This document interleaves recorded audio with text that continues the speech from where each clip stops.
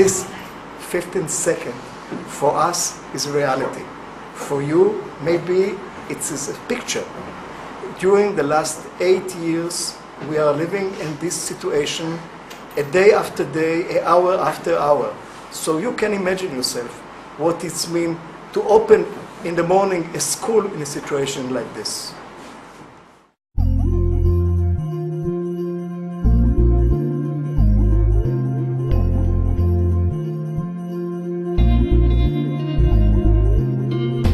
To live here in a very dangerous place and to convince people to stay or to convince people to come here, you have to build the best educational system. That's what we are doing here. We have here more than 1,000 students from the 7th grade to the 12th grade. 30% of the students in the 7th grade are non-readers. So you can imagine yourself that they are coming from a very, very complicated place. And they finished here with the opportunity to go to the university. That's my vision. Everybody can do it. Our aim is that every kid in Sha'ar HaNegev will get what he can get in the center, in Tel Aviv. Ballet, music, art, physics, humanistic, everything. Sport, everything. I don't think that the area without this school will exist. It's not a very rich place. It's not a place that you have a lot of factories or a lot of things that people can get the jobs. You have here this campus. That's why we have to keep this campus as our heart. So we are trying.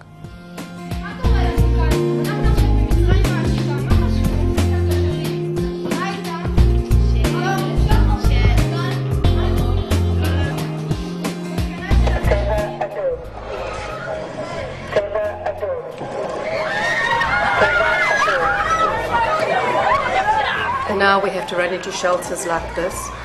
Last year I taught in a classroom which was not a protected room. I had students that were hysterical, they couldn't study, they had to go home. But home wasn't much better for them because they were living in unprotected houses as well.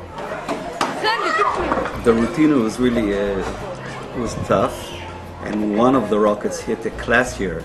Fortunately, they were on a daily tour. The class was there was nobody there, but the class was really demolished, and then it really had an effect. This is actually like a shelter against from the rockets. They're fired from Gaza, and when you hear the alarm, you just quickly run in here to shelter from the rockets. After a while, you really start thinking it's more serious and more scary, you can say. We, the teachers, as we hear the alarm, we have to run out and to see that all the children are going into the shelters. And we have 15 seconds to do it. I was just closing the door of the shelter and the Qassam fell on the roof over us. So it was a big bomb. I couldn't hear anything. I was wounded in my side, by the arm and the back. And it was full with children, and we were lucky. We were lucky that none of the children was wounded.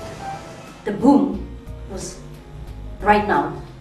She's at school, and I pray to God she's safe. I pray to God she's safe. And I'm here hoping that everything is okay. When we have a lot of Qassamim, everybody goes a little crazy, we can't sleep at night. It affects us in ways we don't really know. I have to go to work and I have to send her to school. So they made the system here in the kibbutz. Whenever there is a code red and there is a boom, they send us right away to all the parents that work outside. They send us a message, everything is okay. So my cell phone is with me in the mamad also. And I know she's fine this time.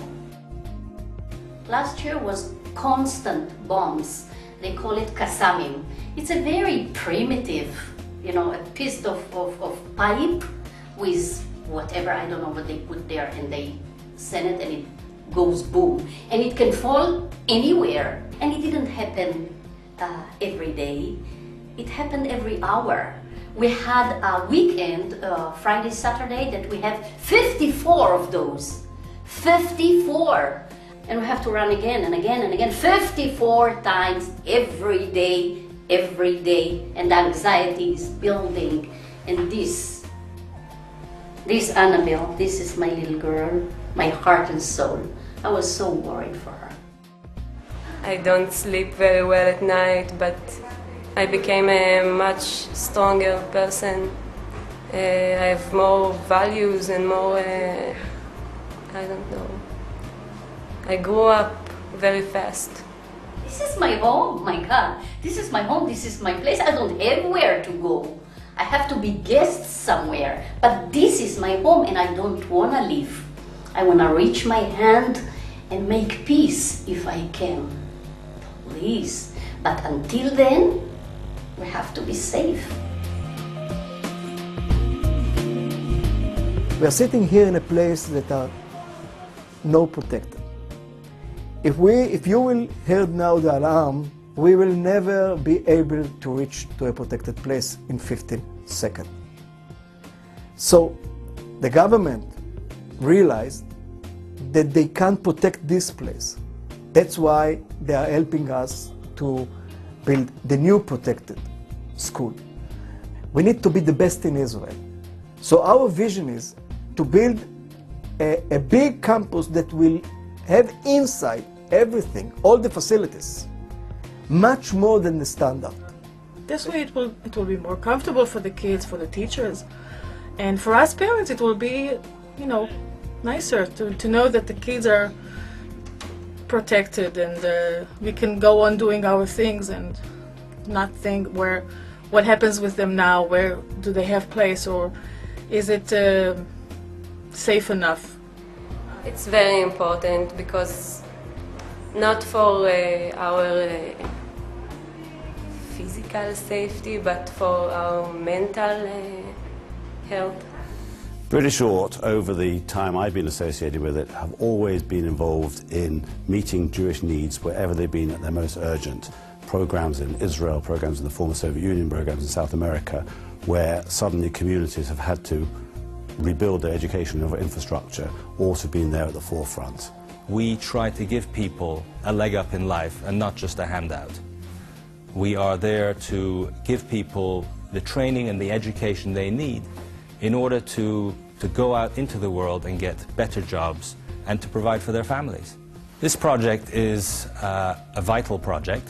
It is involving a very important part of Israel, in the south of Israel. As we know, it's on the doorstep of Gaza.